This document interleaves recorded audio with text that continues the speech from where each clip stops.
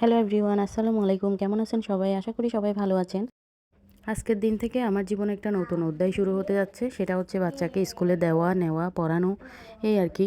যাই হোক, বাচ্চাকে নিয়ে মেন্টালি খুব বেশি টেনশনে ছিলাম। বাচ্চাকে কোথায় দিব, কক্সবাজার দিব নাকি চট্টগ্রাম দিব। কারণ আমার লাইফটা হচ্ছে একেবারে দুটানা। কিছুদিন চট্টগ্রামে থাকি, কিছুদিন কক্সবাজার থাকি। আমার তো কক্সবাজার সময় কাটে না কোনো রকমভাবে। আমি একটা দিন সময় পাইলে অথবা 2টা দিন সময় পাইলে আমি চট্টগ্রাম চলে আসি। এখন 5 থেকে 6 মাস পর্যন্ত আমরা চিন্তা করতেছিলাম বাচ্চাকে চট্টগ্রাম দিব নাকি কক্সবাজার দিব। চিন্তা করতে করতে চিন্তারও তো একটা লিমিটেশন থাকে। এখন শেষ পর্যন্ত আমরা ডিসিশন নিয়েছিলাম চট্টগ্রামেই দিব। পিস ইন্টারন্যাশনালে অথবা আলহিদা যে কোনো একটাতে দিব চিন্তা করে রাখছি। একদম লাস্ট মুহূর্তে অনেকের কাছে জিজ্ঞেস করতে করতে আমার বাবা মা, আমার হাজব্যান্ডের রিলেটিভস আর হচ্ছে আমার কলেজে আমি কয়েকটা টিচারের সাথে ডিসকাস করলাম।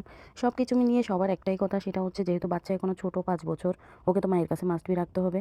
আমি চিন্তা করছিলাম ওকে বাবার কাছে দিয়ে দিব। বাবার কাছে দিয়ে হচ্ছে কিছুদিন রাখবো এবং হচ্ছে ডে কেয়ারে থাকবে। সকালবেলা বাবা স্কুলে নিয়ে যাবে, সেখান থেকে এসে ডে কেয়ারে থাকবে, তারপর বাবার সাথে অফিস থেকে আসার সময় চলে আসবে। কিন্তু সেটা যে করেই হোক সব কিছু চিন্তা করে সম্ভব হচ্ছে না। তাই চিন্তা করলাম একটা বছর কক্সবাজার রাখি। তবে এটা পুরোটাই আমার মনের বিরুদ্ধে। আমার কোনোভাবেই ইচ্ছা করতেছে না কক্সবাজার বাচ্চাটাকে পড়াই।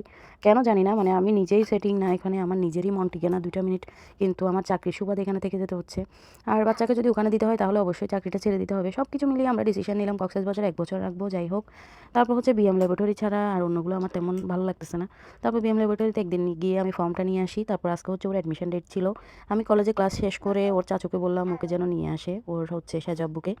ওকে আমার কলেজের সামনে নিয়ে আসলো রেডি করে। তারপর হচ্ছে ওকে নিয়ে আমি চলে গেলাম কলেজে। আজকেই ওকে অ্যাডমিশন করাই ফেলবো। তারপর চলে যাওয়ার পরে আমরা সোজা অ্যাডমিশন রুমে গেলাম। সেখানে গিয়ে ওকে অ্যাডমিট করালাম। যেহেতু আমার কাল থেকে কলেজ শীতকালীন অবকাশে বন্ধ হয়ে যাচ্ছে, তাই ওর অ্যাডমিশনটা আজকেই শেষ করতে হবে। প্লাস আসবো জানুয়ারিতে, তখন হচ্ছে বাচ্চার স্কুলের তো যাওয়ার ডেট হয়ে যাবে। তাই একেবারে ওকে ওরা একটা টেলার্স দেখিয়ে দিল। ওদের একটা সিলেক্টেড টেলার্স আছে, সেটা হচ্ছে ডিসেন্ট, টপ 10 আর হচ্ছে সালাম মার্কেটের নিচে একটা কি একটা বললো। তারপর আমি সিলেক্ট করলাম ডিসেন্টেই দিব। সেটা কুচ নিতে নিতে ওখানে ডিসেন্টেই চলে গেলাম। সেখানে গিয়ে ওর জামার মাপটা নিয়ে নিল। তারপর হচ্ছে নার্সারির ড্রেস কোড যেটা সেই অনুসারে সেটা সেলাই করতে দিয়ে দিলাম। তারপর বাসায় চলে আসলাম গুছগাছ করে সব কিছু রেডি করে বাচ্চাদেরকে। তারপর চলে যাচ্ছি রেল স্টেশনে। মিনি একটা টমটম নিলাম, ওর সাজাব্বুকেও নিয়ে যাচ্ছি যেহেতু আমার সাথে প্লাস হচ্ছে 2টা বেবি আছে। সব কিছু মিলিয়ে ট্রেনের জন্য আমরা ওয়েট করতেছিলাম রেল স্টেশনের ভিতরে ঢুকে। 8টায় ট্রেন ছিল, আমরা 7:30টায় এখানে আসলাম, বাট এখনও পর্যন্ত ট্রেন আসতেছে না। বাচ্চারা ঘোরাঘুরি করতেছে শীতের জামা নিয়ে, ওরা অলরেডি বিরক্ত বোধ করতেছিল। ট্রেন আসতেছে না প্রায় 8টা বেজে গেল, 8:30 বেজে গেল। অনেকক্ষণ ধরেই ট্রেন স্টেশনে এভাবে দাঁড়িয়ে আছি। আর বাচ্চারাও তো খুবই দৌড়াদৌড়ি করতেছিল। ওদের ওদের সিপ চকলেট সব কিছু এই রেল স্টেশনে দাঁড়াতে দাঁড়াতে খেয়ে ফেলতেছে। ওরা আর গাড়িতে কী খাবে আমি জানি না। আমি আগেই ওদের জন্য চকলেট সিপ যা খাই ওরকম বেশি করে নিয়ে রাখি। কিন্তু ওরা হচ্ছে এগুলো এখানেই খুলে খুলে খাচ্ছিল। আশেপাশে 2 একটা বেবি আছে, ওরা আবার তাকাইছিল। আমি বললাম ওদেরকে একটু দাও। শারফা তো জ্যাকেটটা পরতেই পারতেছিল না, একবার খুলতেছিল, একবার পরতেছিল, একবার উল্টাভাবে পরতেছিল, মানে কী করবে বুঝতেছে না। একটা লোক তো এদেরকে খুব ছবি করতেছিল, আবার একটু পাশে দেখলাম আরেকজন সেমভাবে ছবি করতেছিল। এই যে অ্যাশ কালার জ্যাকেট পরা উনি প্রায় আমার পাশ থেকে বাচ্চাকে নিয়ে গিয়ে ছবি করতেছিল, ভিডিও করতেছিল, মনে হয় কাউকে দেখাবে এরকম কিছু। আমার বাচ্চাগুলো মাশাল্লাহ যেখানেই যায় এরকম কেউ না কেউ হয়ে যায়, মানে ওদেরকে খুব বেশি আদর করবে, আমাদের ব্যাগটা নামাই দিবে, ওদেরকে হচ্ছে কুলে নিয়ে পার করে দিবে, এরকম প্রায়। মাশাল্লাহ আমার বাচ্চাদের জন্য অনেক বেশি শুভাকাঙ্ক্ষী মিলে যায় যেখানে যাই, আলহামদুলিল্লাহ। এটা গর্ববোধ করে বলার মতো কিছু নাই, বাট হচ্ছে আমার বাচ্চাদেরকে অনেকেই খুব বেশি আদর করে। এরকম পাবলিক কাউকে চিনি না, বাট হঠাৎ করে এসে বাচ্চাকে নিয়ে গিয়ে ছবি করবে, আদর করবে, মানে এরকম প্রায় সময় যেখানেই যাই। মাশাল্লাহ, দোয়া করবেন সবাই আমার বাচ্চাদের জন্য। গন্ধরাজ ফুলটাও এবার আমি আমার সাথে নিয়ে যাচ্ছি, ব্যাগে করে পলিথিন মুড়াই নিয়ে নিলাম। কারণ হচ্ছে গন্ধরাজ ফুলের শাখাটা আমি কলেজ থেকে নিয়ে আসছিলাম। এটা বলতে গেলে আমার একটা ইমোশন। এটা আমি যখন গ্রামে ছিলাম ক্লাস 1 থেকে 5 পর্যন্ত, তখন এই স্মেলটা আমার খুব বেশি ভালো লাগে। প্লাস এই ফুলটা তখন খুবই অ্যাভেলেবেল ছিল আর কি গ্রামে। পরে আমি এটা আর কখনোই দেখি নাই এই ফুলটা। তবে আমি একবার নার্সারি থেকে যখন সব গাছ লাগাচ্ছিলাম, আমার এই বাসাটা চট্টগ্রামের বাসাটা নেওয়ার পরে, তখন আমি একবার এই গাছটা লাগিয়েছিলাম। একটা ফুল না আসার আগেই গাছটা মরে গেছে। যেহেতু আমি কন্টিনিউ এখানে থাকি না, কক্সবাজার চট্টগ্রাম মিলিয়ে থাকি, এই আর কি। আজকে আবার কলেজে ভাইবার ডেট ছিল। বাচ্চা সিএসসি ডিপার্টমেন্টের 8 সেমিস্টারের স্টুডেন্টদের ফাইনাল প্রজেক্ট প্রেজেন্টেশন প্লাস হচ্ছে প্রজেক্ট সাবমিশন ডেট ছিল। সেখানে ঢাকা কলেজ থেকে আমাদের আসাদ স্যার আসছিল এক্সটার্নাল হিসেবে। তারপর হচ্ছে প্রজেক্ট প্রেজেন্টেশন শেষে প্রায় 5টা বেজে গেল কলেজে। তারপর সবাই নিচে নেমে, ওদের ড্রেস কোডটাও অনেক সুন্দর ছিল আজকে মাশাল্লাহ। তারপর হচ্ছে সবাই নিচে নেমে আমরা ফটো সেশন করতেছিলাম। ওই টাইমে আমার স্টাফ বলতেছিল ম্যাডাম একটু এই পাশে করে এসে দাঁড়ান, ওই জায়গায় খুব সুন্দর আসতেছে। তারপর আমি ওই জায়গায় ছবিটা নিচ্ছিলাম, ওই মুহূর্তে একটা সাদা ফুল দেখলাম। তারপর আমি কাছে গিয়ে একটু স্মেলটা নিয়ে দেখলাম, জাস্ট আমি পাগল হয়ে যাচ্ছিলাম স্মেলটা নেওয়ার পরে, এত ভালো লাগছে। আমি তারপর সোহেলকে বললাম, সোহেল এখান থেকে কি একটা ডাল দেওয়া যায়? বলছে ম্যাডাম এখনই নিয়ে যান। তারপর ওই যে একটা ডাল যে দিয়েছিল ওইটা আমি এসে বাসায় টবে রেখে দিয়েছিলাম, একটু ছোট পানির বোতলে রেখে দিয়েছিলাম, ওইটা একদম তাজাই থেকে গেছে। তারপর আজকে চট্টগ্রাম যাওয়ার সময় এই এক পাশে ব্যাগের কোনায় নিয়ে নিছি, বাচ্চারা যেন পাতা না ছিঁড়ে, সেজন্য আমি একটা পলিথিন মুড়াই নিলাম। খুবই ভালো লাগছে আমার। আমি বাসায় গিয়ে টবে লাগাবো এটা।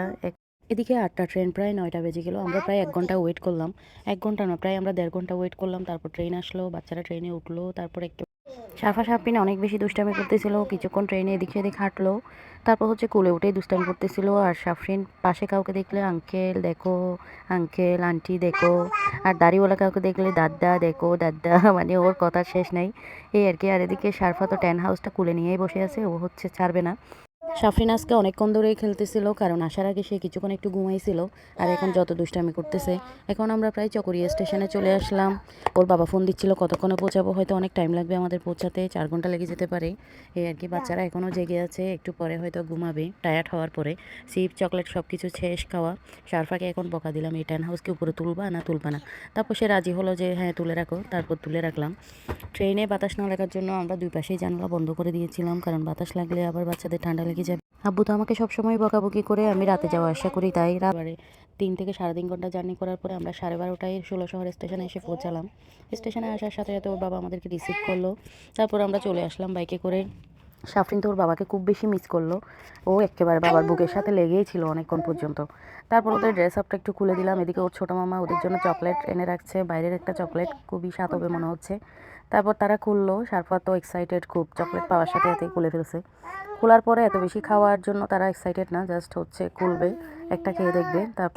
তারপর একটা একটা সবাই খেয়ে দেখলাম, মাশাআল্লাহ খুবই ভালো লাগছে।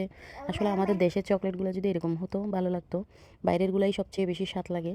ওটস দিয়ে তৈরি, বেশি মিষ্টিও না, তবে বেশি চকলেট কোনো ফ্লেভার্সও নাই, তবে খুবই স্বাদ মাশাআল্লাহ। ভালো লাগছে। সাফরিনও খাচ্ছে, সারফাও খাচ্ছে, আমিও খেয়ে দেখলাম, ওর বাবাকেও একটা দিলাম। এই আর কি। এবার বাচ্চারা হচ্ছে চকলেট খেয়ে খুশি হয়ে গেছে, ওরা রাতে খাবার দাবার খাবে না, ওর বাবাও অনেক চকলেট নিয়ে আসছে। এই হচ্ছে, তাদেরকে আমি একটু চেঞ্জ করে দিলাম। তারপর আমরা খাওয়া দাওয়া করতেছিলাম। ওর বাবা হচ্ছে মেজবানি মাংস নিয়ে আসছিল, বুটের ডাল নিয়ে আসছিল, তারপর একটু মুরগি নিয়ে আসছিল, সেগুলো দিয়ে আমি খেয়ে নিলাম ওর বাবা সহ। তারপর হচ্ছে সকাল সকাল উঠেই রান্না করে গেলাম। আহারে পুরা ঘর কী পরিমাণ ময়লা হয়ে আছে, রান্নাঘরটা ভালো করে মুছে নিলাম। তারপর রান্নাঘরের ব্যালকনিতে গেলাম, মাশাআল্লাহ বাচ্চাগুলা কি সুন্দর করে ফুটালো, একদম মায়ের মতো হয়েছে দেখতে। একটা দেখতে পারি নাই, সেটা হয়তো বাবার মতো হয়েছে। আর এদিকে খেলনাগুলো সারফা গিফট পেয়েছিল উমাইসার কাছ থেকে, নুসরাতের কাছ থেকে, তারপর হচ্ছে রোজদার কাছ থেকে, আফরার কাছ থেকে, ওর সব কাজিনদের কাছ থেকে একটা একটা ওর বার্থডেতে গিফট পেয়েছিল। সেগুলো কত সুন্দর করে সাজায় রাখছে সে, ওর বাবাকে দিয়ে পাঠিয়ে দিছিল সেদিন। তারপর এখানে এসে সুন্দর করে প্যাকেট থেকে খুলে সাজিয়ে রাখছে। আর এদিকে হচ্ছে সারাদিন ওরা ব্যস্ত এখন এটা নিয়ে, টেন হাউস নিয়ে। আমরা আসার আগে আগেই ওর মাম্মা ওদেরকে হচ্ছে একটা টেন হাউস গিফট করছে। উনি সেদিন জন্মদিন ওখানে করবো সেটা উনি জানতো না। হঠাৎ করে আমরা যে কাউকে না বলেই ওর 5ম জন্মদিনটা সেখানে করছিলাম, ওর দাদার বাসায়। ওর কাজিনরা ওকে ছোটো ছোটো অনেক কিছু গিফট দিয়েছে। ওর মাম্মা চিন্তা করে রাখছিল হয়তো এই টেন হাউসটা। আজকে আসার আগে আগে ওর মাম্মা মার্কেটে গিয়ে এই জিনিসটা নিয়ে আসে এবং ওকে সারপ্রাইজ দেয়। ও খুবই খুশি হয়ে গেছে। এটা ওর বাবার বাসায় নিয়ে আসছে, ও তো পুরা ট্রেনে এটা ওর বুকেই রাখছে।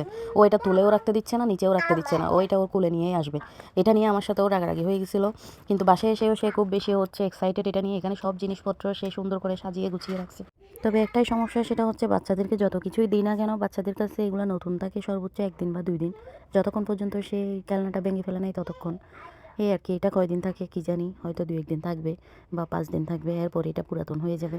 সব খেলনা, যত খেলনা কিনি সর্বোচ্চ 2 দিন 4 দিন, যত মেকআপ বক্স, যত গাড়ি, যা কিছু খেলনা কিনি আর কি, এদের নিয়মই হচ্ছে। তবে আলহামদুলিল্লাহ আমার বাচ্চারা জার্নি করার সময় খুব বেশি ডিস্টার্ব করে না, তারা ছোটোবেলা থেকে জার্নিতে অভ্যস্ত। আর আমরা প্রায় সময় ট্যুর দেই, সেখানে বাইক জার্নিতেও তারা অভ্যস্ত, ট্রেন জার্নিতেও অভ্যস্ত, বা যেইভাবেই যায় না কেন ওরা সেটা হচ্ছে মানিয়ে নেয়। সারফা সাফরিন কখনো সাউন্ডও করে না, জাস্ট একটু দুষ্টামি করে এদিক সেদিক 2 বোন মিলে। তারপর হচ্ছে আবার এমনও সময় আছে আমি সপ্তাহের মধ্যে 2-3 বার চট্টগ্রাম এবং কক্সবাজার আসা যাওয়া করছি, ওইটাও তারা মানিয়ে নেয় আলহামদুলিল্লাহ। ঘুমাই যায়, নয়তো হচ্ছে একটু মোবাইল দেখে, তারপর কথা বলতে বলতেই আমাদের জার্নির সময়টা কেটে যায়। এভাবে অভ্যস্ত হয়ে গেছে তারা। এদিকে টেন হাউসে সাফরিনকেও ঢুকতে দিচ্ছে না। সাফরিন একটু পর পর আমাকে গিয়ে বিচার দিচ্ছে, মা গড় না, মানে আপু হচ্ছে ঘরে ঢুকতে দিচ্ছে না তাকে। ওই টেন্ট হাউসে শারফা খুব বেশি এনজয় করতেছে, সাফরিনও মাঝে মধ্যে ঢুকতেছে। দুপুর হয়ে গেল, তার বাবা চলে আসলো তাদের জন্য চকলেট কি নিয়ে, এই আর কি। আর সাফরিন তো ওর বাবাকে সবচেয়ে বেশি মিস করে, ও প্যাকেট নিয়ে খুশি না, চকলেট নিয়ে খুশি না, ও হচ্ছে ওর বাবাকে নিয়ে খুশি। বাবাকে সালাম দিবে, বাবাকে খুব সুন্দর করে সে হচ্ছে রিসিভ করবে, এই আর কি। আমি সারাদিন ঘরের কাজকর্ম করলাম, রান্নাবান্না করি নাই তেমন, একটা বেগুন ভর্তা করলাম শুধুমাত্র। এখন আমরা দুপুরে খাওয়া দাওয়া করব ফ্রেশ হয়ে। ওর বাবা শনপাপড়ি নিয়ে আসছে বিকালবেলা, সেটা খেতে খেতে আমরা আরেকটা ব্যালকনিতে গেলাম। এখানে তো একেবারে গাছ মেরে শেষ করে ফেলছে, এখানে আর পানি টানি দেওয়া হয় না। আমার মেহেদি গাছটা একেবারেই মরে গেল, গোলাপ গাছটাতে একটু একটু শাখা দিচ্ছিল। মেহেদি গাছের গোড়ায় দেখেন কি সুন্দর করে আরেক জোড়া কবুতর বাচ্চা দিল, মাশাল্লাহ। এত কোমল বাচ্চাগুলা মানে বলার বাইরে। আমার সব গাছ মরে গেছে এখানে এই ব্যালকনিতে। এই একটা গোলাপ গাছ ছাড়া আমি দাঁড়িয়ে দাঁড়িয়ে শনপাপড়ি গাচ্ছিলাম, ওরা বাপ মেয়ে সবাই ঘুম। এটা হচ্ছে আমার মাস্টার বেডের ব্যালকনি, আরেকটা ব্যালকনিতে চলে আসলাম। এখানে অনেকগুলো গোলাপ ফুল দিয়েছে, বেলি ফুল দিয়েছে। আমি হচ্ছে এই গোলাপ গাছের কোনো যত্নই করি না। আমার হাজব্যান্ড মাঝে মধ্যে হয়তো পানি দেয়, পানি না দিলে তো আমার কাছ থেকে বকা শুনে, সেই সুবাদে সে হচ্ছে একটু পানি টানি দিয়ে রাখে, তাই হয়তো একটু ফুল দিচ্ছে, এই আর কি। আর হচ্ছে রান্নাঘরের ব্যালকনিতেও একজোড়া কবুতর বাচ্চা দিছে, আর গেস্ট রুমের ব্যালকনিতেও একজোড়া কবুতর বাচ্চা দিল। খুবই ভালো লাগে এগুলোকে দেখলে, মাশাল্লাহ।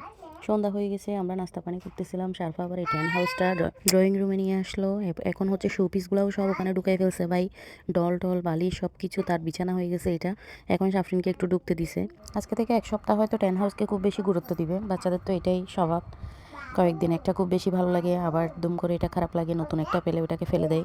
আমার এই গোলাপগুলা কি সুন্দর লাগতেছে, শারফাও দেখতেছিল গোলাপগুলা।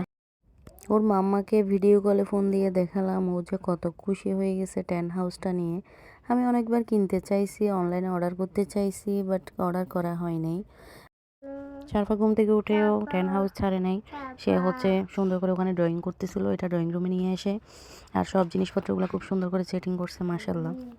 ওর মামা হচ্ছে ইউনিক একটা খেলনা তাকে গিফট করছে, সেও খুব খুশি হয়ে গেছে। এবার চিন্তা করলাম আমি শারফার সব কাজিনদের জন্য একটা করে টেন্ট হাউস নিয়ে যাব, তারা খুব বেশি খুশি হবে, কারণ এটা পেয়েই তারা খুব বেশি এক্সাইটেড। আমি যখন কলেজে চলে যাই তখন ওর মাম্মা, ওর লালাম্মু শারফা সাফরিনকে দেখে, ওরা হচ্ছে আমার ভাইসুরের ওয়াইফ, মানে হচ্ছে আমার যা। আল্লাহ নিজের হাতে ওনাদের মধ্যে অনেক ধৈর্য এবং গুণ দিয়ে দিছে। ওনারা সব বাচ্চাদেরকে যে পরিমাণ সেবা দেয়, মা আছে বা বাবা আছে নেই এগুলো কোনো কিছু বিচার করে না, একেবারে নিজের বাচ্চাদের মতো করে সবসময় আগলে রাখে, আলহামদুলিল্লাহ। আমার মেয়েরা এরকম দুইজন চাচি পেলো, লালা আম্মু এবং সেজা আম্মু। থাকলে আমার থেকে অবশ্যই বাইরের কাউকে রাখতে হতো বাচ্চাদেরকে দেখার জন্য। ভালো থাকবেন সবাই, আমাদের জন্য দোয়া করবেন। আজকে এটুকু পর্যন্ত, আল্লাহ হাফেজ।